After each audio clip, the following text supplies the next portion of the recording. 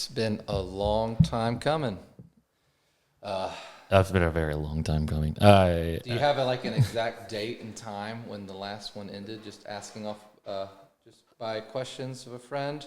Maybe I can pull it up since your phone's indisposed. All I remember was the last thing I remember talking about was Flagberg and maybe Lyrical.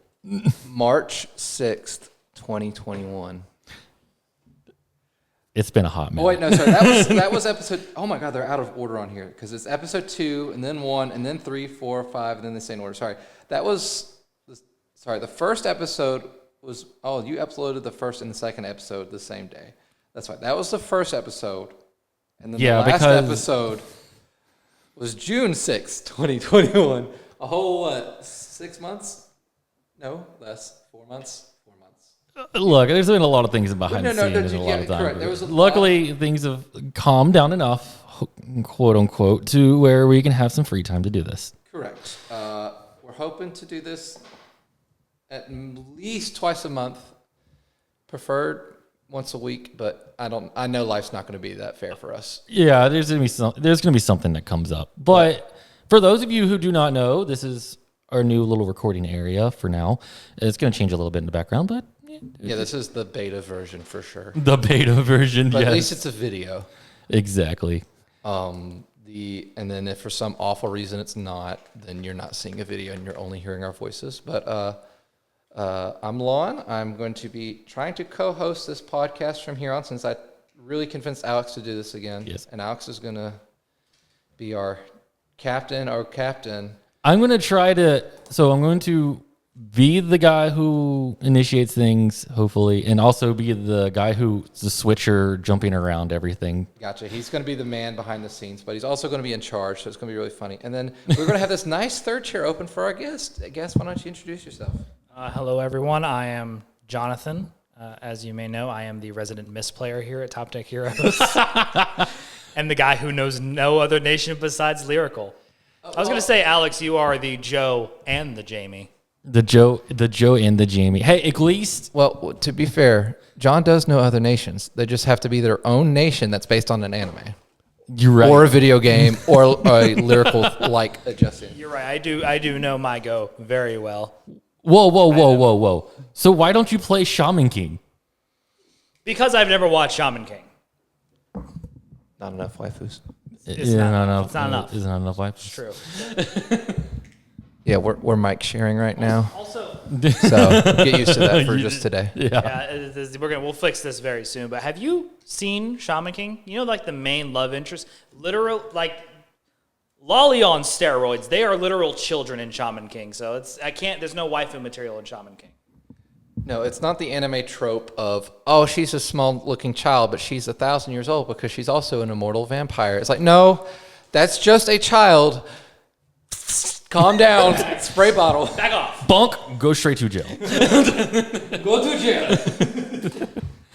But yeah, so unfortunately enough, John has gotten his name probably from either A, being the guy who's rated waifus on the channel, or B, being the guy who did that one fun misplay video with Shane.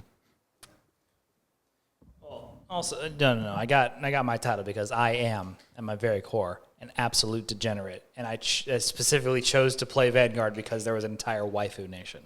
He is also the voice of the 50 card deck announcer part 2. He did the voiceover for that. That's right, Alex. Here we are on the One to Pass? The One to Pass podcast. Oh boy. See, this is why I brought him on. He's got the voice for radio somewhat, if he really applied himself. He applied himself. I definitely have the face for radio. Oof. To be fair, that's not true anymore because podcasting is the new radio, which has 9 times out of 10 has video for the majority. Yeah. Okay, I can't say 9 times out of 10. There's plenty of Spotify podcasts, just channels with no video whatsoever, and it's all audio. So we and Alex were talking about this before you got here. He was like, should we just do audio only? And I'm like, I'm going to be level with you. This is just me as a consumer since I watch most of my podcasts on YouTube. I prefer the podcast to actually have a video feed, despite the fact that 90% of the time I'm listening to it. True, because I love my podcasts. I consume them at my work because I work by myself. But the problem is I usually need both my hands. So when they have video, I like the option. So like when they do a funny bit or show because like some they'll do their podcasts on like YouTube, and then they'll put them on Spotify with no video, and they'll be like, audio listeners love you to death, and then they'll be like, I got to explain it and water it down to you. Of why you can't see it, but like in those moments where I need to look at something, I'll quickly pull my phone out and be like, "All right, I have a water break. Let's do this. Let's. I'm taking a personal water break now. Let's see what's going on." See, for me, it's like I have two different ones. I got like distractible, I like listening to because they only have the listening option, but it's I still listen to. But also like what's it called? Waveform podcast. If you ever do listen to tech, they do like a camera one, and I like it because they give like references and stuff like that to other stuff. So. Gotcha. For example, for those of you listening on audio, Lon's head has been replaced with an entire watermelon. It's pretty astounding. Wait, is it one of the watermelons that's on the Stoichea Blitz order? One of those. One of the watermelons they put in my cookout berry blast. Yeah, you want to talk about that? You seem very heated about it. I am. I'm actually super upset. So I got cookout for those of you in the South who actually know what cookout is. I got a milkshake from them. This isn't the milkshake. This is the tea. But I ordered banana berry, right? So, Alex, what do you think of when you think berry? Like blueberries, raspberries, strawberries. Blackberries, maybe? Yeah, maybe. Would you think watermelon? Is it a berry? No. At least I'm almost positive it's not. It technically grows on a vine, like most berries do. But it is not a berry. No, it is a melon, but it does grow on a vine by technicality. I mean, we could get into the whole scandal that is vegetables as well, because vegetables aren't a type of plant. Just there's a bunch of plants put into a category they call vegetables because potatoes are roots. They're not a vegetable. Isn't like tomato is a fruit? I was gonna say, yeah, tomato's like a fruit, but they call it a vegetable. I said, yeah, potato is a tomato. No, I'm just saying potato is a root. Tomato is a fruit. Broccoli is a flower. Most of the vegetables are flowers or some kind of adjacent thing. It's really disturbing. You want to really throw people off. I work at a restaurant, and when I was prepping food, we were cutting peppers. And one of the guys was like cutting to the point where he was wasting like half the pepper. Mm-hmm. So I'm like, no, you want to do it this way. You want to get as much meat off of it as you can because that's what you call like the skin. It's the meat of the vegetable. He got really confused when I said meat. I thought I was a vegetarian. What is going on here? No. So when you're cooking pancakes, you want to really get the meat of it when you flip it. Make sure you don't sear the meat too much. You don't want to sear the meat of the pancake too much. Dude, just say that to a vegetarian, just destroy their whole life. Like the meat of a vegetable. Wait, what?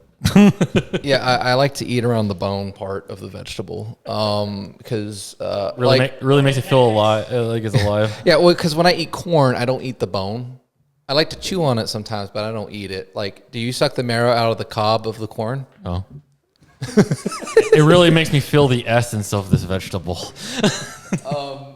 But to recenter just a smidgen, because we're going to try to do these because this is just an intro into what the hell we're doing podcast again. We're trying to rebrand this because we used to talk, and I was barely on it. Maybe I was on 2 episodes total, maybe 2.5. He was on the last one with me, I think. I just kind of scrounged and grabbed a guest so I could. Correct. It would be very last minute too. It'd be like the Friday night at the locals. Like, hey, you want to be on the podcast tomorrow? And either we'd recorded it in Philip's basement when the guys lived together, or we did it at the card shop on like a Saturday afternoon when everyone got off work. We just hang out there and put the thing set up on the table. Because in hindsight, at the time, I lived in a 1-bedroom apartment, but now I actually have a space. You have a space, and like now we got areas that we can actually sit down and do it. Out of curiosity, at that time, is it 2021? It's the last time we did it. How big was the channel then? Because I would like to think we've grown fairly exponentially since then. It was right as we hit 1,000 subs. It was right around the beginning of Overdresses when I started it. Yeah.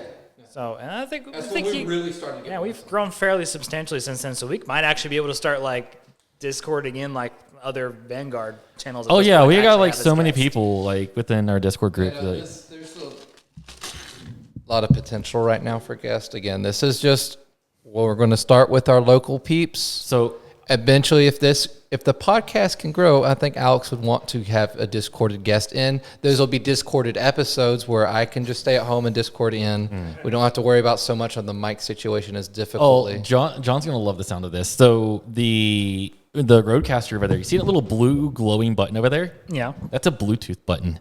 The Bluetooth button is so that you can bring in phone calls from your phone into here like a radio show. So We can get Discord guests in very easily. All right, Kyler, you're on the One to Pass podcast. Yeah, hi guys. I'm Randall. I'm from my middle work, and I just want to say, why do you always misplay all the time, John? Fuck you, Randall. No, that'd be great. It's hey guys, I just wanted to call. I'm at McDonald's, and I just want you to help me order a meal. I don't know what to get. It's like, buddy, this is not, this isn't a call line for help. This is ask us about Vanguard and card game content in general, please. you just get this one guy whispering, "Hey, I'm in the reception. I'm about to get married. Can you tell me what crit to trigger ratio I should put in my MLS Guardia deck?" It's really been eating at me. I gotta know. Hey, man, I'm about to go in for surgery. This could save my life, but out of curiosity, should I run 7 or 8 triggers? 7 or 8 crit. 7 or 8 crit. Should I be running more draw or more crit? I'm really the ratio. Is it 3 or 7? I'm not sure. Which Regalius piece should I run? Which Regalius piece will save my life? This is actually a legitimate question that I have for you guys now, because as you probably know, my new favorite lyrical deck is now Fennel. It used to be oh my god, Loro, because that was the first one I got. Yeah. Loro Narrow is near and deep into my heart, but that is not going anywhere as a deck. It sees no play. But I love Fennel. I just realized you can run Regulus pieces in it. Yeah. I just noticed it. I'm like, why am I not doing this? Every deck you can do that, John. Oh, I know. But what I'm wondering is what I should run in it. There's actually quite a few of them now that I think about it. I was and they keep thinking adding. probably the more reliable one is the Caliburn. It's a pretty good staple, Pot of Greed, the Pot of Greed counter. We joke it's Pot of Greed, yes. Yeah. The Grail's pretty decent for Persona riding. Grail. I was gonna say the Pot of Greed one. It'll let you hopefully draw into the missing orders if you need, because you probably know by turn. By your second Persona ride, you're starting to run a little low on trick or treat orders. So. I mean, if you really get fighting for normal orders too, you can always just run a twin cast or something like that. You definitely don't run Forward Surrogate. A really good one for Fennel is Angel Ladder, because you can search it. It's super defensive because you don't have to worry about the Messiah matchup or the Shiranui matchup of them taking advantage of your pretty decent rear guards. Oh, you weren't here when I was talking about the bone I have to pick with Philip. Because remember when I wanted, That's on video now. it's gonna be on record. I said put me down for twin cast, right? I wanted to be part of the twin cast split. It's on there. Yeah, for the second case that we're not getting. No, it's on there. I didn't pay for that. I gave him 50. He put my thing is just for the Bang Dream. I'm going to just fact check. I believe. I want to believe you, but I just want to. I'll play devil's advocate and play for Philip here. Inserts X file. I want to believe. It's for case 2 that we didn't order. Yeah, I think that'll be a you and Philip question. But I thought, because I saw your name in it. It's okay because twin cast is not that expensive. It's a double rare, yeah. Yeah, It's going to be. I think- I was looking. It's on TCG for 11 right now. Exactly. I think No, it's on pre-sale for $10, and it's still like a 1 per box Regalius or Overtrigger kind of stealth. But thing yeah, too. no, the Angel Ladder is going to be the expensive one. Ladder is the expensive.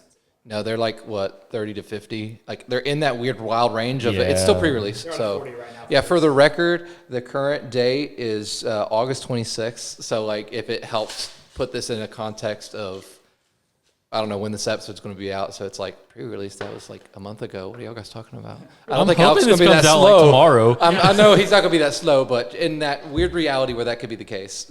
Well, the beautiful thing about a podcast, especially one that you don't have to heavily edit or put visuals in, is you can just upload it the next day. Dude, that's literally what I'm doing. I'm making this to where it's minimal as possible. We record. All the editing's already done in the video. I just swap them back and forth, and then the audio itself is already going. So it literally is just we hit go, record, and then upload. That's it. But yeah, the kind of upset because I kind of wanted a twin cast because I figured it'd be useful. But I'm just have to order my own. Okay. Well, you'll know for sure Friday. Speaking of pre-release, I really, really want us to pull the secret rare of Archite, but I don't want to pay even half price for that. I'm sure it's going to be ungodly expensive because there's still no listings. No one's put any out there on TCG Player of like what they even want to ballpark it. So like I can't imagine the price because it's also the end of the month. Bills are due. Got to keep the I don't lights want on to and hear stuff. it. Buddy, I know you got to pay a mortgage, but I got to pay a rent. No. So, like yours is not going to be expensive as Soji Doji's because Soji Doji is a meta deck, and so the higher rarity is going to be awful. Waifu tax. Read it with me. Listen to it. Let it reverberate in your ears. Waifu tax. You know how much Soji Doji's are? Do you know how much Soji Doji's are already on pre-sale for? No. 30 a piece. Wow, you already got the split. I'm hearing I'm going to make money. You know You how turd. much? You know how much Archites are going for? No. 7. Yeah. Guess who's not making money and had to pay the same price for a nation split? So do you not? And I have to pay for the secret rares. I don't even get those. At least you have a nation. Wah. You're going to make out like a bandit. Oh, I know those Bang Dream triggers. I'm gonna make. They start around They're like 4. 5 to 10 depending. Yeah, but the thing is that I think it's guaranteed 2 signed triggers a case. Now the question is, there's signed versions of every trigger, so it's still a lottery. Like I hope I get one of the Bang Dream ones or the MyGo ones. They're all Bang Dream. I hope I get one of the MyGo ones because they'll go in the MyGo deck. But otherwise, oops. Yeah, we had some contention about this last Friday because John was in the sad boat of, oh no, it's signed cards. I don't get them. I'm like, well, technically they're the same ratio as a full frame rare. When it comes to a case, they're just as random. Because the last time we had this in a case split, which was set 11, was it 11 or 12? It's been a while. It's been a while. But It's 11. It's there 11. was 2. It was like we had like 3 or 4 because we had 2 cases at the time, and because everyone went evenly across it, they had to go to the channel because we couldn't fairly give people signed ones, so we sold it to give back to the channel. But because you're paying for that specific split, and my belief, you should be the one getting, and that's why the price tag was so expensive for just freaking triggers. Vanillo's at that. I will say also too because it depends on what we pull as the secret rare because that would be the secret rare of the box, of the case, wouldn't it? Because there's usually only 1 or 2 a box. No, not the signs. No, I know. Oh, just the secret no, this is the argument towards those should be included in my split. For secret rares, no. No, I meant the signed copies shouldn't be considered secret rares because we're probably going to FFR. Yeah, that's so. Talk about FFR is different from secret rare. As far as the cases, when we split them, FFRs go to whoever gave them. They're kind of the lottery cards. Yeah. If you've pulled them in your nation, lucky you. If you didn't, sucks to suck. So the Same signed goes for cards silvers. should be the same way because Bang Dream never gets FFRs. You get like secret rares, which you had to pay for. You had to pay for them when we pulled them, right? So that's the signed cards are like full frame rares. They're more common than a secret rare because they're more guaranteed. You get maybe 1 per case of a secret rare. I know. This is the argument that I should be getting them in my split. I know. We're all in agreement with you, buddy. I'm just letting you know that Remember it's. this on Friday because I need to explain this to Phil. Welcome to TDH Economics 101. Sorry, yeah, you're getting a crash course in what we have to deal with in our lavish lifestyles with our fellow sponsor of 50 Cards. Please go to their store, use our link on the Top Deck Heroes channel, get a discount and all that jazz. Get their Yeah, singles. because you should plug it in here since we didn't in our Shadowverse case. Were we supposed to? No one told me. We should have, but to be fair, if you're listening, If you are an avid fan of Top Deck Heroes or One to Pass podcast, we get all of our cases 9 times out of 10. I don't think ever since we started it, since set 1 of Shadowverse, we get all of our cases now through 50 Cards. They're a great company. They get us those cases like stupid quick. Our old people we used to work with, I don't remember them by name, but man, there'd be some cases that came in a week late, and it was like the pits. Yeah, especially when you're trying to go to like a regional event or something like that. And Yeah, no big deal. You want to offload the extras because people are like for the cards. Or you really needing these playset for this deck that you're just gonna play? Exactly, because regionals isn't in them.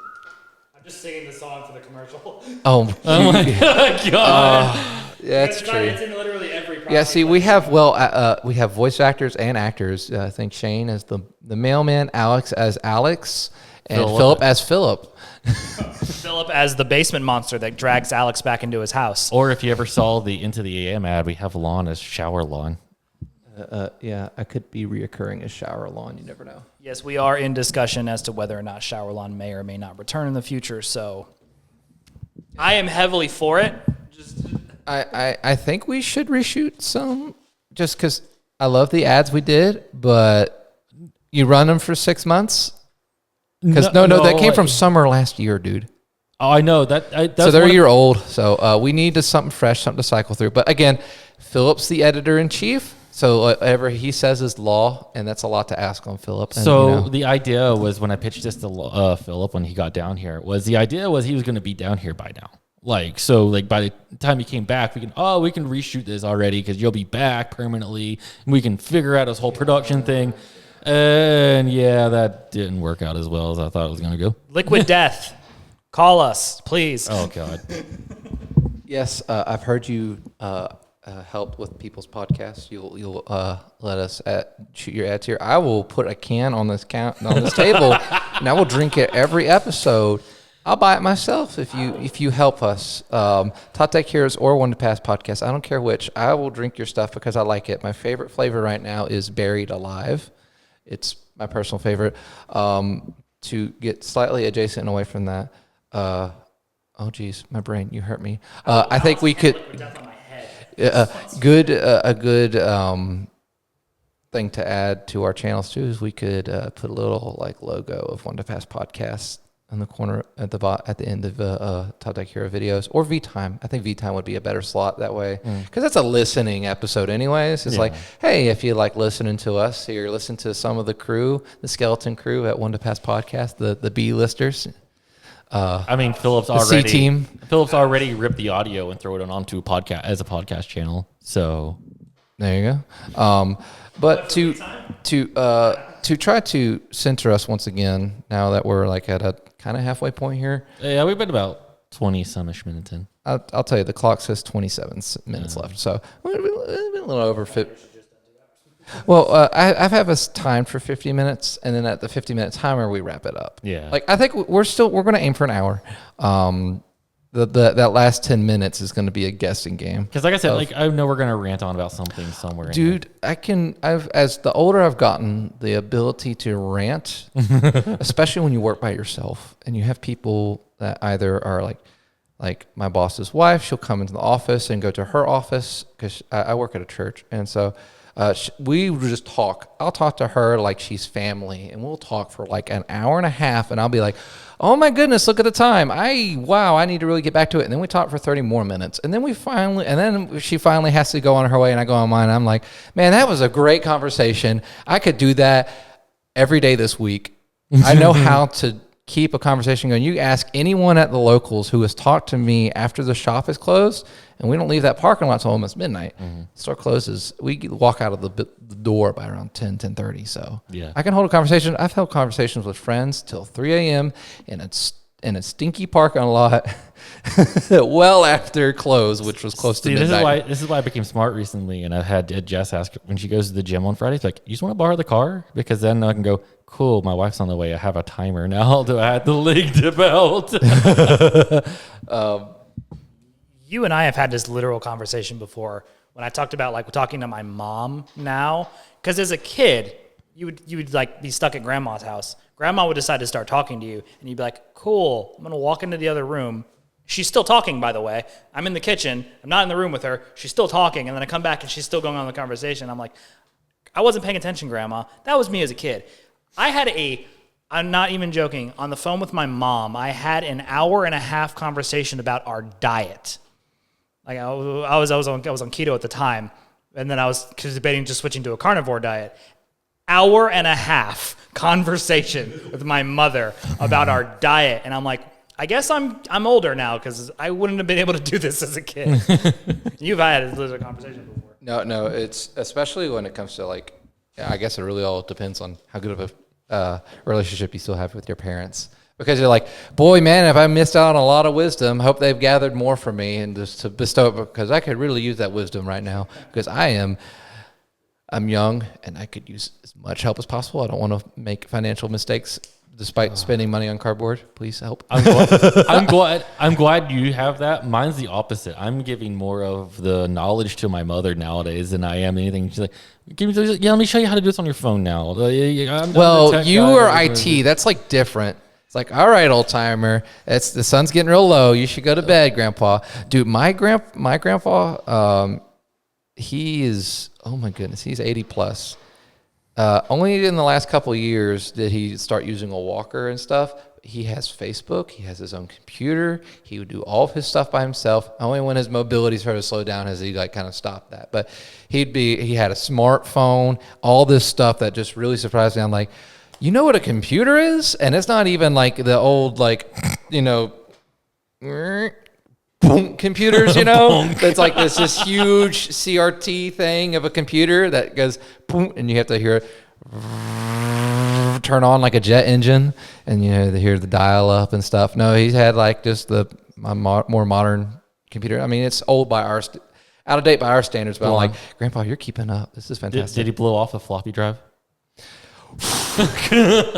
No, but last time I was there helping him clean his house and clean up some stuff, he gave me a gun. Because that's just what grandparents do. It's actually surprising to me that your grandpa is like that because you are not tech savvy at all. Yes, I'm very technology phobic. I'm not afraid of technology. I just really could care less because I hadn't surrounded it. The problem is the more I've switched to Apple now, the more I'm like, because yes, it's user friendly. I get it. Mm-hmm. I want a better laptop because guess who still has a Windows 10? Computer and laptop. This guy. Guess who got a notification from Windows like 4 weeks ago almost about, hey, Windows 10's not getting any more updates. Starting October, like 24th, you no longer will be getting updates for Windows, period. Have fun with that. It's like, here's the keys. Rent's due on the 1st. Have some luck with the rest of your life. I'm going to go on and do some stuff. See ya. Like, okay. I wanted to double back real quick to the spending money on cardboard thing because Lon wrecked my world the other day. Oh, no. It was yesterday. Today's Monday, right? Today's is Monday. So, yesterday it was Saturday. Saturday when we were recording. Mm-hmm. Normally on Saturdays, that's the day I work doubles at work. They gave me the morning off that day, so I decided to record with Philip. We had to re-record the Lycia fill, and then we recorded another video with Lon. Mm-hmm. And by the time I left Lon's house, it was already 3:30, which is normally the time that I would get home for my break for my first shift at work. So I'm like, I was supposed to have this morning off, and instead I still technically worked a double, except one of them was the job that I don't get paid for. and then I said to Lon, I'm like, well, I kind of get paid. I get paid in product. And then Lon said... Yeah, I was like, you don't get paid in product. We have to pay for the product. We just get a slight discount. It's still our money being spent on the product. And if we get premium pieces in the product, we still have to pay more. Yeah. We just get cool discounts from 50cards.shop, We're just not paying as much as the average Joe. No, we're not having to go to our locals, opening packs to try to pull our singles. We're blessed by having a community together, a team to record our channel, to buy a case at a time, or to get discounts when like a premium deck set comes out, yada, yada, yada. You hunting something, big guy? Yeah, remind me that I have the cards from 50 Cards for you that came in the mail today. Yes! Actually, hold on. I'm going to get them now before I forget. Yeah, go grab them now. I want to flirt about it while I'm here on camera. Open it on camera. Have Lon be like... Oh, that's what that package was you showed me? Oh, okay. Here, take your headphones off, big guy. Don't hurt yourself. I can't wait to see Lon act like the Nintendo kid. You guys remember the Nintendo kid? Oh my God, Nintendo 64! Ah! So I bought this single for the worst reason. Oh, hold on. Okay, I wouldn't say the worst reason. It's definitely a... hold on. So for context... To double back. For context, this is the watermelon card that I was talking about earlier. I want Lon to see what I was meaning by this. Oh, I knew the card you were talking watermelon about. hit. Yeah, this is what John's... cookout milkshake was made with. Yes. They- That was a joke. I was going to counter blast with my head, but say I got a watermelon on my head instead. All right, Lon, here you go. yes. Oh, all I don't. these for No, me. no, I no, just- no, I know. no. Just pull the ones you want out. The rest go to Atreus. These go to Trace. Yeah, I think you ordered some Dual Nation stuff, and then ordered the cycles for all the Stride decks. Oh, back to the Nintendo Kid thing, because this was a conversation we kind of started having before. We were talking about 90s kid nostalgia stuff. And so, Alex, have you heard my ringtone from my phone? No, I have not heard your Okay. ringtone. Well, I'm gonna because we're getting older. play it for you real quick. And this is really gonna identify the demographics in our audience. Hold on. Man, do you remember back in the day when you used to use custom ringtones, dial pilot for them? Text yada yada yada whatever to this number to get Laughing Peter. You remember those ads that would run? Wait, do you guys not use those anymore? Well, now that I've gotten older, I've become like, I really just don't care. Just use the default ringtone at this point. Question for you: is it a ringtone or is it your alarm clock? No, this is my literal ringtone. When people call me, this is what plays. Oh, neat shot. No. You're gonna get a laugh out of it, hopefully. God. Oh my God, this is coming full circle now. Dude, like, kid you not. By the greatest voices of our time.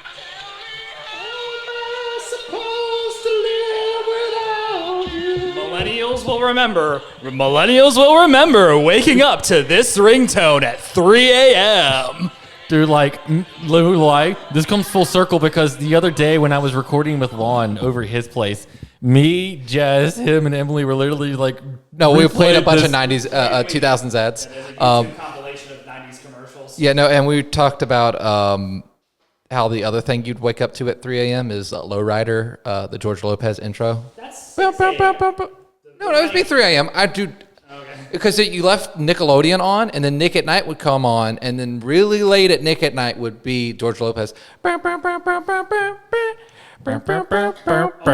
put this out into the ether because we were talking about this earlier because I really want the answer to this question because I can't find it. Oh. Because for the life of me, can't remember. There was a time when Cartoon Network would have a almost after school segment. It was around like from 4 to 6. They would have their own little time slot where it wasn't quite Cartoon Network. It was its own little like self-contained run of shows, and it had themes. It would change every couple of years. This is around the time Yu-Gi-Oh! GX was on, and it's like Ugami or something like that. It was underwater themed, and I can't remember it for the life of me. I'm putting it out of the ether. Hopefully, a commenter remembers. Hold on. It is I'm going to see if I can Google this in the torturing me background right while we're now. doing this. While you're Googling, Alex, speaking of comments, how can fellow listeners reach out to us and comment to us other than through Top Deck Hero video comment sections? I don't want them to get lost in So that. this video will go up on YouTube, so they can comment on this video on Gotcha. YouTube. Cool. This is where my segue is going to be. I want us in the future and future episodes, because this is a more of an introduction episode for us, a reintroduction, I would say, to establish a new norm for us and to kind of just shoot the breeze. So we don't want to just like, this is what front triggers do. This is the effect front triggers. This is how it's going to affect the card game moving on. And I got to stretch this out for an hour. That's literally V-time, though. Yeah, I don't want to do V-Time 2 Electric Boogaloo because Philip does a good enough job on that. I don't think we need to copy his homework. I think we can do a funnier thing. Yeah. And just, I don't want every episode to be exclusively about Vanguard. Obviously, this has been like almost completely removed from it. We had Vanguard topics written down, but I don't think we're ever going to get Well, to no, them. they were Vanguard topics. And I'll shoot some of the ideas right now so you can expect these down the pipe later. I want to guess that card name, have some guests on here that may or may not be married to Alex and may or may not be married to me, or may not be one of our people's significant others who's also a guest here. Someone who's completely removed from Vanguard other than their significant other plays Vanguard. We want to show them the card image of a card without the text and just like, so specifically the name, and be like, guess that card's name. It'd be like, we'd show them an image of this minus the name. It's like, guess their name. And then I'd love to see them struggle to, or just like immediately just regurgitate a name that they're like, oh, that's Kevin. Like, well, why is that Kevin? It's like, what made you get to that conclusion? And it's like a little like rapid fire, like give them a minute or two to elaborate on their decision making. A YouTube classic over the last year and some change. Smash or pass on Vanguard cards. We'd have to skip Lyrical because there's too many SWAT. Oh my God, No, there'd be too many SWAT storming in the door on like a 50% margin at least. FBI open up. Exactly. If you stick to like the grade 3s of the ride lines, you should be okay. No, I don't know. There's still some gray. It's too much gray. There's too many gray areas. Best, the best and worst of Vanguard or card games. Best or worst villain. And Also- what can be worse? Like they were successful as a villain, but man, their cards stunk, and I don't know why they made it that far. Or they were like the best because they were so bad. Also, We on a had side this note, discussion before about Merrick from Yu-Gi-Oh. Yeah, like none of his, Absolute dog shit. but they somehow work because his deck is designed to inflict pain on the opponent because he designed his deck to play a shadow game. But other topics, best and worst protagonist. Like, how on God's green earth did that blaster deck make it so far? It had no right doing that. Best card art, worst card art. And we would have our guest who would probably be knowledge in the card game have like a top 5 of their most favorite card arts, because there's too many to count. And it could be across all of Vanguard history, and their least favorite. And boy, someone would fall to those weird Generation 1 era Vanguard cards of like, why does that pineapple have sunglasses? Another. I can hear it now, Connor, in the background, if he's ever watching this, screaming like, how the hell did you win with Overdress all those games up until 13 when it actually got good? That deck is dog water. And then we could have, this was just kind of, I've been making a little list here. I'm having a secret book, a Bible of this podcast to kind of live and breathe by.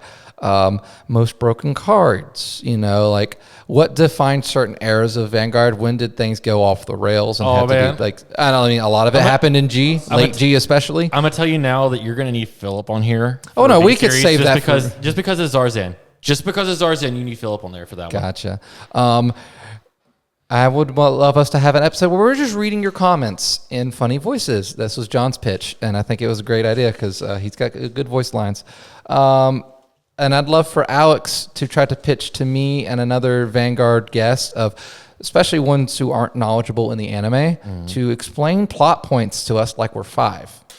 And like just really water it down for us, like you're like telling someone about the plot points of the Yu-Gi-Oh anime and like how that made sense. Like Battle City, explain that to someone. Or no, worse, like freaking Duelist Island, like Duelist Kingdom, yeah. You mean all of Arc V? But since we're definitely over the halfway point, I got like 10 minutes left here. You know what? No, we'll ramble on for 10 more minutes, and I'll save the last 10 minutes to ask the question I want to ask every episode to our guest, and we're each going to answer this question today since it's the first rehashing of this. But Also- yeah, let's bring up another topic. also- I'm going to give this mic back to John. Oh, too. wait, before I do that, one thing I do want to add is that, this is also like mostly for Vanguard, but we're going to also talk about Shadowverse, so we might have some Shadowverse guests as well Yes, on here. and no, we From can talk locals. about Yu-Gi-Oh too. Yu-Gi-Oh, me and Alex and John, we've played. This will kind of come back here in about 10 minutes. But could you imagine We getting have a Hunter? knowledge of Yu-Gi-Oh. We have a history of Yu-Gi-Oh. We played Commander for fun. We love Commander. I love Magic the Gathering. I spent a lot of money on Magic the Gathering. Oh, could you imagine getting Hunter on here with Digimon? Guys, if Philip had his way, if I also had my way, and we had the time and the resources, this would also be a White Sports channel. So watch out, Philip. Philip will do it. I would do it with Philip because White Sports is the only game where my best girl, top 2 best girls, are decks. You heard it, Philip. The problem, John, and you have not thought about this for more than 5 minutes, I can tell. You'd have to play more than those decks. And that's where it would be miserable. Hold on a minute. Because Philip cannot carry the rest of Weiss Schwartz on his shoulders. Philip is a great person and a very I've seen him, I've known him for years, and I can see how the stress of running just Vanguard alone on the YouTube channel and editing it. I have to organize Shadowverse and get people to meet up to record it. He still has to do all the editing for that, and he's like, "What the hell are you guys doing?" And I'm like, "Buddy, I tried my best. I'm not nearly as good as you, and I'm not nearly as talented as you, and I'm not even going to try to pretend." But Philip cannot pick up a third card game because I remember we pitched 6 months ago. He's like, we're like, oh, what would y'all like to do on the channel? And I'm like, we could do like a progression series of Vanguard starting from the first set. He's like, cool, you edit it. I'm like, I see what you did there. You caught me, and you're trying to put me in a trap, and I understand the point you're trying to make. Hold on a minute before you do that. I can see Phil. Did you hear that? Hear that? That's the audible Philip overseas going, bet. Over John, I've because Philip will take a challenge. Don't question it. To his demise, he will take a challenge. This happened on Saturday when I was recording with Philip, and I swear to God, this happened. That I said, we'll try and make this a little easier on future Philip. And then Philip said, no, fuck that guy. So He is self-defeating. It's beautiful. He's reckless, but it wouldn't be Philip without being Philip. now I'm not saying that we do like as much play, like proxy plays of Weiss Wars. We can do like get a couple box openings just for sets that we really like, because I know Philip plays it himself. There are a bunch of animes I like when it comes out. We can just open boxes and be like, hey, here's a new thing. It's another Bushiroad product. Oh, Check it out. It's Weiss Wars. Could you just imagine? Could you just imagine on here just getting a random card game that we've never played before, just opening random packs of it? Duel Masters. Just grab a random. No, like grab like two or three packs of Lorcana or whatever the Unionverse. Just open a random pack. Don't. I Technically, I have 2 Weiss Schwartz decks. So 1 card game. I play Vanguard. I play Magic. I used to play Magic competitively. I used to play Modern and Pioneer. And I played Standard for a short bit. Yu-Gi-Oh! I love Yu-Gi-Oh! I like playing older formats. I play Goat and Edison right now. And I'm trying to get some players to play Tengu, but it's a hopeless cause. I get it. But I still love it. Cards get reprints, so they get cheaper to play the older stuff. So like that's where I'll hang out. So I play 4 card games right now. And I'm technically paying for 3 of them. Mostly Vanguard. Oh, sorry, I almost forgot. Shadowverse, the next biggest one. I pay for Shadowverse and Vanguard because I play them both competitively right now. Magic, I pick up when there's a cool set. I'll pick up some singles, or screw it, I'll buy a booster box. It's off season for Vanguard and Shadowverse. Nothing's overlapping right now. I can do that. Yu-Gi-Oh's like, what singles am I ordering today? What did I find in the bulk bin today? Like, I'm not spending anything in Yu-Gi-Oh that's more than $10. Like, because boy howdy does that not see any play at my locals, unfortunately. Yeah. The last Magic box that I bought was the Lord of the Rings set. Because I'm like, oh, cool, Lord of the Rings. And then... the movies you've never watched? Yeah. Oh, no, I watched The Hobbit. That doesn't count. Man, did you I watched The Hobbit and Rings of Power Season 1. I think I know Lord of the Rings. You know what? That's it. Finish that sentence. Oh, wait. That's it. Now, thanks to John, I have a new soundbite I have to add into my soundboard. I need a sound of a truck. Just so you can hear it. Like, oh, did you hear the truck that somebody just got thrown under? Thunk, thunk.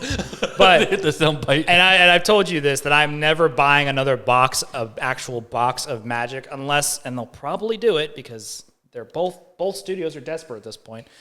Both organizations are desperate. Wizards is desperate and Lucasfilm is desperate. If they do a Star Wars Universes Beyond. Specifically, Hasbro is desperate because they own Wizards. Right. Hasbro is desperate, but by extension, Wizards, because so it will probably happen because they need the sales.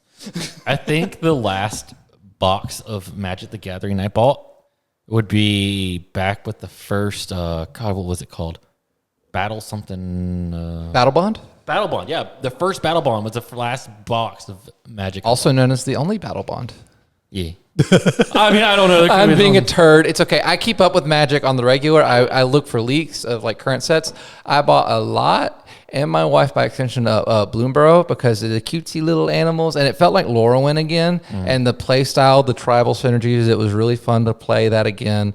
The environment, it felt like a really grassroots of Magic again, which has been sorely lacking from the game for a year and some change, and some like. I'm a sucker for tribals. I build bad commander decks on purpose. I don't play CDH because no one does anymore. I like to have fun with the card game and not make people miserable. I mean, the fact that nobody plays Standard anymore. I think Standard was the peak of Magic back in the day, back when it was actually good and they stopped printing a bunch of commander cards. I will make I will make one caveat to my statement before. I will make an exception if they make another unset. I'll buy a box of that. You're a sucker for bad card design. Oh, it's okay. Though I'm really excited for the set that's coming out in September, the Duskborn. Oh, yeah. The horror set. Like dude. people are, I know Magic players are split, but I was like, why do they have technology? They look like Ghostbusters. That doesn't belong in Magic. I'm like, get over yourselves. Y'all have Lord of the Rings and Doctor Who and Fallout and Warhammer, and now you're complaining when they have an in-universe. It's like, buddy, it's like Wizards has like beat that horse already. Like, don't complain now. We're well past that point. Give it another, I'd say 5 to 6 years, and Magic the Gathering is literally going to be the ending scene from Ready Player One. Yep. Hey, on the side More note, specifically, it's like, oh, they have like TVs in Magic. What the fuck is that? It's like, I'm sorry. Refrigerators in Naruto. What's your point? And cameras. wait. No. I will say this on the side note before I get sidetracked. I am happy for this set just because of the fact that it is a giant upgrade to the Horror Precon. Oh yeah, and I have a Demon Tribal Commander deck, so I want a huge upgrade to that. Not that the Warhammer 40k Precon did that for me by giving me a 3-color legendary demon that's actually good for the tribe. Chaos Rain, Blood for the Blood God, whatever, yada yada yada. Never played a game of Warhammer. Yeah, don't. It's very expensive. It's really it's fun to very watch other people spend their money and play it. It's a very expensive hobby. And it's a long gameplay too. I'm sure I look at our old locals. They had a huge 40k following, and boy, like on a Saturday, they were there by the droves. It was gorgeous to see all their painted minis, and like I respect the craft. I have like shaky hands when it comes to like painting small detail. I can't do that. And I'm envious of that. But I also have spent, if I wasn't playing card games, I probably would be playing that, unfortunately. I had to go into this story because I just now remembered it. So I just went to Japan for a couple weeks, right? And there was a Warhammer store. Oh. It was in Akihabara, or was it? It was in Shibuya. It was either Akihabara or Shibuya. The funniest thing is everything in there is in English. They're all imported from here, which I thought was really funny because like they don't have Japanese. Like all of the Warhammer sets were in English. Whoa. Does that mean that the price, because of like import taxes and all that? Yes. Does that mean that Warhammer was even more expensive than it already was because of that? And this also happened when I go into card stores and they have Magic cards that are in English because they came from here. I found an Assassin's Creed, which is another thing they have now, Assassin's Creed box set that was in English. It was the English version, and it was like $20 more than it would have been here. Jesus Christ. Because it's the opposite problem we have when we order from there, is you have to import them. So I thought that was really funny. But yeah, it was funny I can't read kanji, so it's just like Japanese storefront. Some things are in English. There's like some have their titles in English, and then Warhammer, and then everything in there is completely in English, which I thought was really funny. That's kind of funny. No. The Japanese, they love model kits. I have plenty of Gundams to prove that. And so Warhammer is like right up their alley. I was going to buy you a Gundam model kit, but I had no effing idea which ones you already had. You could ask me for a pick.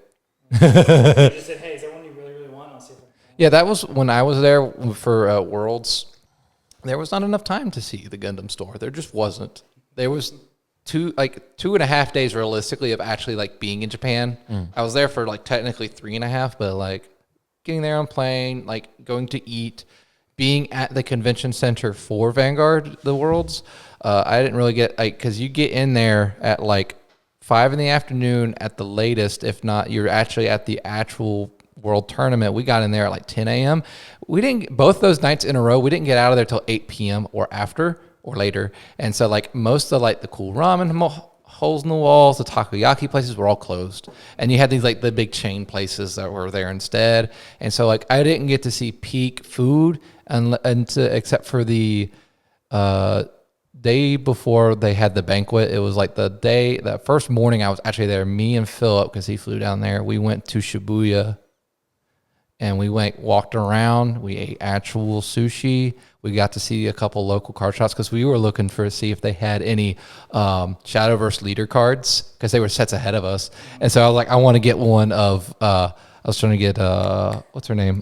Forte, get her leader card because she's from set, I think 8 or 9 is when she gets her. It could be 7. I might be wrong. It's pretty out there. But it's not too far for us. Oh, that's I thought I muted this thing. I'm sorry. I'll fix it in the future. But since we're Last time. That's weird. well, no, yeah, that we've finally hit the 50-minute mark. Yeah, So the 50. I'm going to impose this question because I kind of did. You want to have I'm going a? to finish off. Well, no. Here, yeah. Go ahead, finish off. I was going to say, because this time around, hopefully, I'm hoping you can make it to Worlds again. That'd be pretty cool, because probably no matter what, I'm probably going again. I'm probably going with you guys. What? Oh, if we go, you're going to plan to go? Yeah, and then Philip's actually planning on staying like an extra week and a half after the fact. I'm probably not going to stay that long, but Hey, John, I'm going to give it the college try this year. We'll see. right, I plan if Philip if we like split like housing accommodations while we're there. Yeah, you get an Airbnb. Yeah, get an I that's what I was there for 2 weeks, and I think I paid maybe $500 total for my Airbnb. That's not bad. And it was like apartment too. If I ever go back and I can stay by myself, I'm staying at that place again. It was great. It was in Omorimachi, so it was like 20 minutes from anything else. It was great. But and I'll take you guys to where I went to go eat curry, because I ate curry there at least 4 times. The Go-Go Curry place in Akihabara, and because the Worlds was at UDX, right? Yeah. I know that area so well now. I went to Akihabara 4 times while I was there. I know that area very well at this point. So we'll go get curry at my favorite place, and it'll be great. That's what I have. No. Also, if I go to Japan again, I has to take the wife. The first time was Same here. Bushi. I got first. It's a sponsored thing. I'm not spending any money. Like, I had to stick with Bushi. Did the best they could, but the flight could have been better because I had to go to Toronto first from Charlotte, and then Toronto to Japan, and just those layovers and all that stuff was rough. I get it. There, it is. They were really good getting me there, but getting me home was horrid. I won't go into that. I could fill a whole podcast episode talking about my trip. I've told it 6 times at least, and to several people at once. And that's a long and endearing story to tell. But no, I love Japan. I would love to go back to just experience it without like a chore to do. If I could go to Worlds again, that'd be fantastic. Can lightning strike twice in the same exact spot in the same exact way in a very specific meta that was for our regionals that lasted, a week? The pocket meta. It was a very pocket meta. We were between sets. It was before, what's that bug deck called? The Mushi King. It was before Mushi King. Mushi King came out like literally that weekend, but the set wasn't legal for like another week and a half. It was also right before the Stride deck sets were legal too. So like it was just Jet and Messiah was it. There was no Luard, no Shiranui. And even when I got to Worlds, Shiranui and Luard weren't existing yet because that was the February after. It was 2 months after. But Mushikin was there. Thank God Lyrical wasn't because it just came out the weekend prior. And I'm like, cool. That's a whole 4 decks I don't have to learn to fight against. Well, I don't think any of them hit the meta after that, though. Lyrical? No, the Trick or Treat, dude. Trick or that thing. Treat, yeah. Oh, dude, I so underestimated that deck. Because we found it when we went to Springfest for teams, man. First round, I'm fighting Jail against it, and I crapped the bed. But to be fair, we were there to meme it up. Yeah. And we did really fun that. So to close out this podcast and to close out future podcasts with our guest, I'm going to pose a question to you guys. Y'all, unfortunately, have already been told the question because I was, we were good. It's a good thing you forgot because the viewers get to hear your genuine reaction. I want you to tell the viewers how you got into Vanguard, and if Vanguard wasn't your first card game, what got you into card games and subsequently Vanguard? Do you want me to go first, or do you want to go? Alex, since you're the main man, I'll let you go first. Okay, so I got introduced. I was not technically. Just for clarity, I'm sure 9 times out of 10, most people are going to say, "Oh, I collected cards as a kid, but I didn't know how to play." Of course, most people got hooked as a kid, but most of us didn't know how to play the card games as a kid. Like Yu-Gi-Oh is a caveat that got most people in the card games. Same with Pokemon, but we never knew how to play the card games, not until we were much older. Continue with your story. But yeah, so I was going to start by saying, I was collecting a couple of Pokemon cards because at the time I was watching Pokemon and everything like that. Oh no, that was always fun. But I never actually started playing card games until the beginning of Yu-Gi-Oh! And it was a family member of mine who gave me the Kaiba structure deck, and he had the Yugi structure deck, and we all played Playground Rare unsleeved on the carpet of the house. Oh man, So I have a very similar little intro to card games. I'm a 90s kid. I was born in 95. My older brother is a year older than me. We both were watching Yu-Gi-Oh! And I remember EB Games. Oh. Remember EB Games? It was the rival company to GameStop. EB Games, they used to sell structure decks. If my memory serves, they sold, because they, like, GameStop still sells card games, but very little product, but they still sell card games. They'll sell structure decks and sometimes blister packs. But they sold the Yu-Gi and Kaiba structure decks. And I remember my mom taking me and my brothers, mostly me and my older brother, there, and we both got the Yu-Gi. Me got Yu-Gi, my older brother got the Kaiba structure deck, and I remember us playing upstairs in our room on the floor, still not knowing how to play the card game. We're kind of just like, normal summon Blue Eyes, normal summon Dark Magician. What's a tribute summon? Forget that. They didn't do that in Duelist Kingdom. Anyways, keep playing. So, like, that was my very first introduction. And also, I was the 90s kid that when Pokemon hit the US, I remember I actually have it on camera of my mom and dad discussing how difficult it was for them to find Pokemon themed stuff for Christmas because it was flying off the shelves. So, but yeah. Oh, one thing I want to add, though, like, I think it's funny because if this is a fun story. I'll add it. No, go for it. But there was one point when I was a kid, right? And I was so into Yu-Gi-Oh! I used to buy packs, single packs every there and then. So my stepfather and my mother at the time were both like, yeah, like he likes just whatever, but we're gonna give him a birthday present. What is like? Well, you know, he's had this PlayStation all this time. Maybe we can give him the money for a PlayStation 2 and let him buy his own or buy him a PlayStation. Well, no, we should let him choose what he wants to do. So they gave me the money at the time, it just came out, to get a brand new PlayStation 2. Me, being the weebish card gamer in my head, decided, you know what? I don't want a PlayStation 2. And they're like, well, what are you going to do? This is like $250, by the way, at the time. No, that's a lot of money. I'm going to go to my local Walmart and I'm going to buy nothing but $250 worth of Yu-Gi-Oh! Tins. And I spent an entire PlayStation 5 budget, PlayStation 2 budget on nothing but Yu-Gi-Oh! Tins. No, so no, you didn't misspeak. Due to inflation, that $250 was probably equivalent to PS5 money today. Just because I wanted to try to pull a set for Exodia, when I probably could have just bought a singles of Exodia at that time for that much money and saved it. Do you know what year specifically this was, if you could ballpark it? Because the pieces of Exodia were probably quite expensive because they were at win condition in the game. This was, at the time, the 10 that had Red Eyes, the fusion Red Eyes monster. Oh, Red Eyes Black... Meteor Dragon. Meteor Dragon, oh. So yeah, so it's like the Gate Guardians were a thing at that time. Oh, yeah, no, that's LOB. No, sorry, that's not LOB. That is Metal Raiders time. Big set to be collecting cards. Could you imagine, like, 4 to 5? Well, no, if you were 10s. getting specifically the Exodia pieces, that would be an LOB. But the early 10s would have 3 different card packs in the 10s. One would be LOB, Metal Raiders, and I can't remember the third one. I watch a lot of Yu-Gi tubers open stuff because I got to scratch that itch without spending the money. But could you imagine, like, being like the parent of that, of like, yeah, this kid's gonna is gonna buy a gaming console, and then I want cardboard. We've taught them wrong. It's like, I'd rather they be on drugs. we fucked up. So yeah, the first part of the question is really easy to answer. What got me to Vanguard? That's easy. You and the Slavic man. Magic, you. No. Correction. Magic, you. We played Yu-Gi-Oh! You got me into Magic. No, you tried to pitch us for so long on Magic because you're like, guys, you don't understand. Yu-Gi-Oh! Is not that flexible at all. I can build Wolf Tribal in Magic. You can't do that in Yu-Gi-Oh!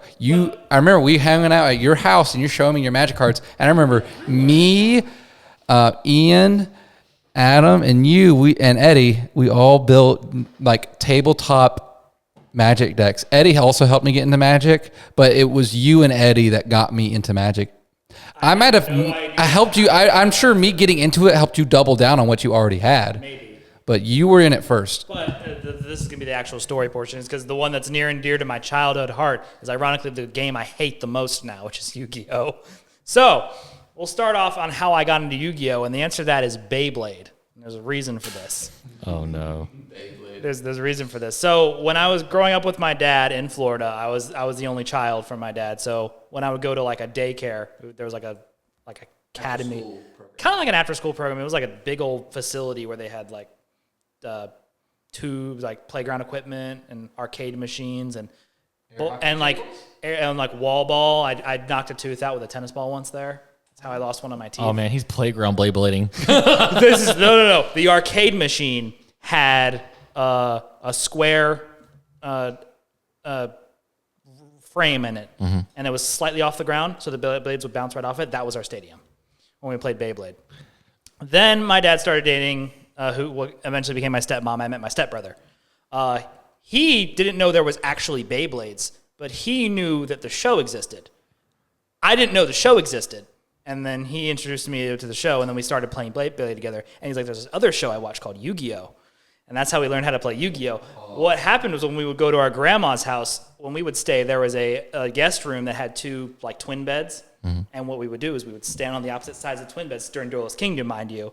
And we would use the twin beds like the little platforms that they dueled on. Oh my so we God. would duel with those. Oh, that's amazing. And then this would continue onward, and it's funny because I had like different stages of my Yu-Gi-Oh play that kind of matched the seasons of the show. So during Battle City, we moved to a new suburb, and in the neighborhood the kids played Yu-Gi-Oh, we started playing with Battle City rules with ante. So we would ante cards. You told me about this. And I lost my starter deck Yu-Gi Dark Magician to one of the kids, Tariq. But I had like my own. Shout out to Tariq. I had a tournament training arc going on where I got my Dark Magician back. What we would go is we would go to this. Was it the 7? I don't think they didn't sell it at 7-Eleven. We had to actually like go to like Target to buy packs at that time. And that's when I would play. I got my Dark Magician back. I still have that Dark Magician to this day. It's in one of my binders. That starter deck Yu-Gi Dark Magician. It's been with me forever. Then we moved to another neighborhood. This is during the 5Ds era. And we had dual disc, right? So what we would do is we would strap the dual disc onto our bikes to play Yu-Gi-Oh! Because the way the neighborhood was set up was there were two cul-de-sacs. Wait, so you're telling me that Konami stole your idea for Gold Dames on motorcycles? No. Reverse. We did card games on bikes because of 5Ds. Oh, because of 5Ds, okay. And this is also before like speed dueling actually had official rules, so we didn't actually speed duel, we just dueled normally. What happened, and so the way the neighborhood was set up, it was two opposing cul-de-sacs, so you could literally run a circuit, the entire neighborhood, which it never worked. I crashed more than once. Never broke the dual disc though, which is crazy how it worked.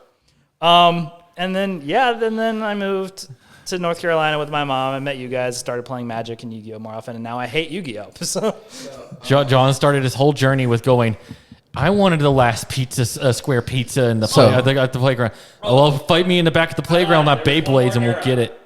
There was one more era. This is during high school when I lived in Huntersville, right before I moved to here and went to school with you. Is I kind of played a little less of it, but what we would do is we walk over to Eckerd, back when it was Eckerd, before it became Rite Aid. And so that's where we would buy single packs. This was back in the day when you would have to buy packs or tins or structure decks, and you couldn't order cards. So, and that's the last thing I remember actually enjoying. Secondary market for this game. That was Well, there was. It just wasn't accessible to a child. Yes. Yeah, that was the last time I enjoyed playing the game, was when you had to build your deck after shit that you pulled. You're wrong. You're wrong. There was a secondary market. It was eBay at the time. Actually, there is a final finale to this part of the story, is that we had a kid, kind of nuts. Little nuts of a kid. I think his name was Nick, maybe. Shout out to Nick. And he wanted to. He challenged us to an actual shadow game. And I genuinely thought this kid was going to kill me. It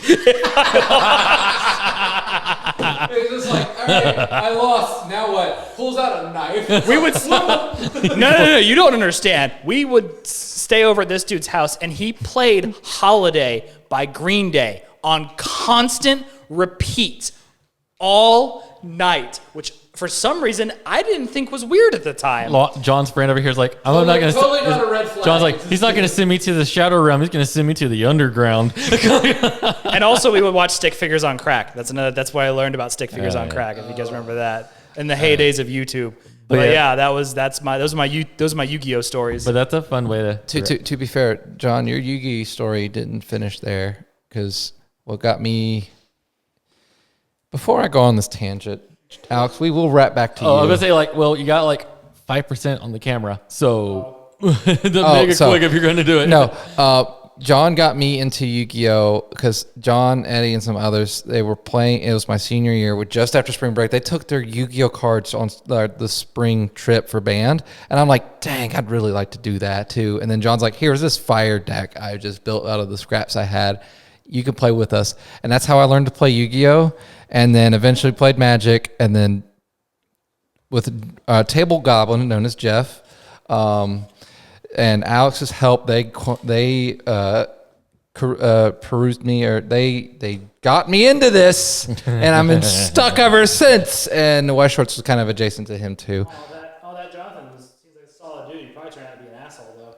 Yeah. So Alex, to wrap this up, what got you into Vanguard? Because we know what got you into card games. What got you into Vanguard? Back in the Exceeds format, or wind ups and everything. And it was wind up in Zector format, the most format. toxic format, and the card game that almost killed Yu-Gi-Oh. Yeah, it killed it for me because that was when I saw Vanguard on the shelves, the locals, and I was like, cool. Me and everybody else in the game is stopping it and picking it up. So why don't I just do it too? So I picked up a structure deck and started ever since then.